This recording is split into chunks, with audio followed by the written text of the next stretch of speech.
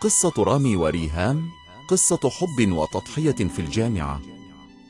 في إحدى الجامعات كان هناك طالب يدعى رامي، معروف بحبه الشديد لزميلته ريهام.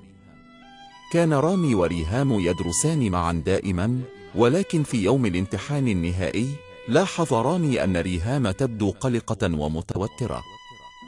عندما بدأ الامتحان نظر رامي إلى ورقة ريهام ورأى أنها لم تكتب شيئا. أدرك رامي أن ريهام لن تذاكر جيدا وأنها ستفشل في الامتحان. بدافع الحب والتضحية قرر رامي أن يترك ورقته فارغة أيضا ليشاركها الرسوب.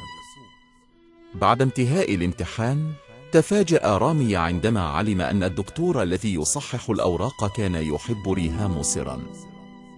قرر الدكتور أن ينجح ريهام رغم أنها لم تكتب شيئا في ورقتها. أما رامي فقد رسب في الامتحان بسبب ورقته الفارغة. وهكذا تعلم رامي درسا قاسيا عن التضحية والحب، وأدرك أن التضحية يجب أن تكون بحكمة وليس على حساب مستقبله.